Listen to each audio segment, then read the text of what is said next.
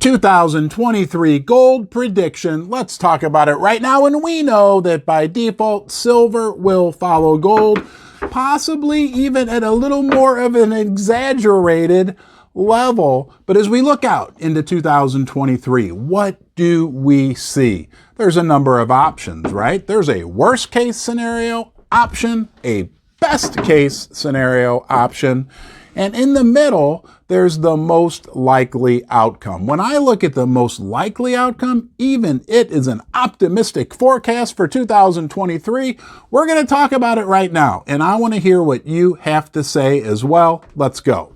Hey everybody, it's Ron from Ron's Basement, live on the log flume with Lily. Lily, say hi. So what do you think's going to happen to gold in 2023? What's the worst case scenario? I would paint that at around $1,400, $1,500 gold. That would not be good. That would not make me happy. The bear would remain blindfolded. But the set of circumstances that would have to occur in the world for that to be the case, I think are very, very unlikely. We're sitting right around 1,800 right now, and it feels like to me we are on the precipice of a big narrative change for gold, a paradigm shift, a pivot.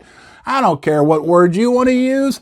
It just feels like to me we've gone through a couple of years of very difficult environment for the precious metals, and that's starting to change. Remember, this is a big key to remember, guys.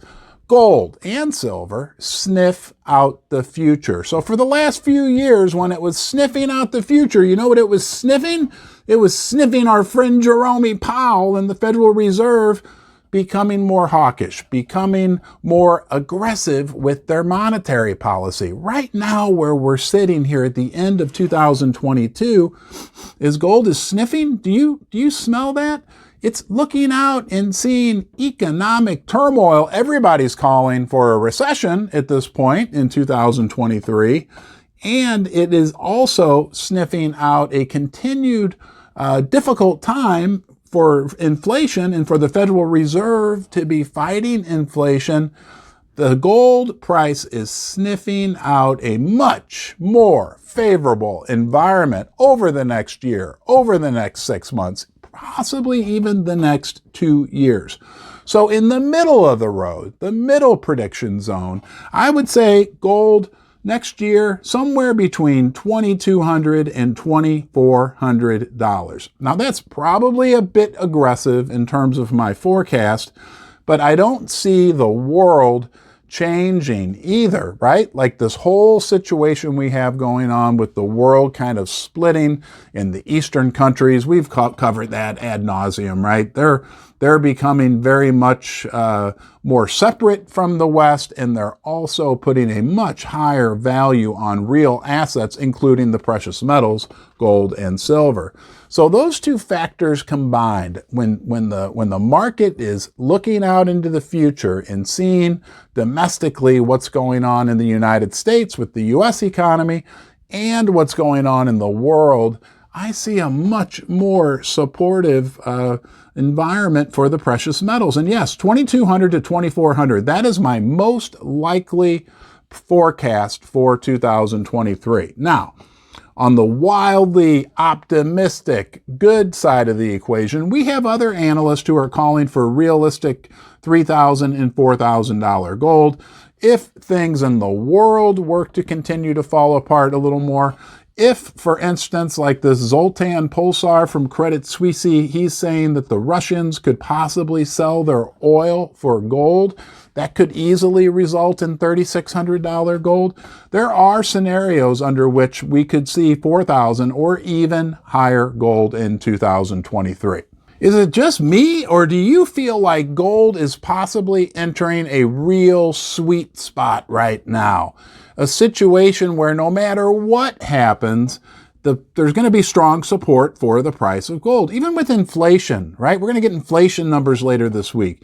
High inflation numbers over the last year were actually not good for the price of gold, ironically, because people thought, well, that gives the Fed solid ground from which to continue their aggressive monetary policy. Well, we're getting to a point now where people are seeing the economy slowing down, and possibly, and I think very likely, even if we do continue with these high inflation numbers, the market's going to change the way they look at that and say, oh my God, we still have high inflation and we have a slowing economy. The Fed is losing the fight on inflation. But if the inflation numbers were to come down, then the market would cheer that from a gold and silver perspective and say, hey, look, the Fed's going to have to ease off on this aggressive. I just feel like we're in a point which is inverse or opposite from where we were for the last 2 years, where almost any news that came out was challenging for gold and silver, that now most news that comes out could be supportive for the price. A real golden age.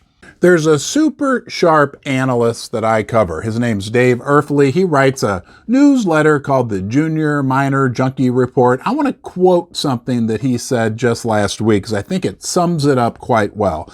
He said, the current macro climate resembles the ones that preceded both the 1973-74 stagflationary recession and the early 2000s tech bust, while creating a boom in precious metals each time.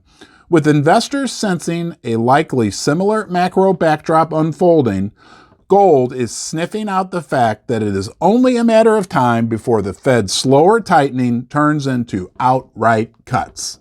Please let me know your thoughts. We want to share with each other our different perspectives, but when I look out to 2023, I'll say $2,300 gold.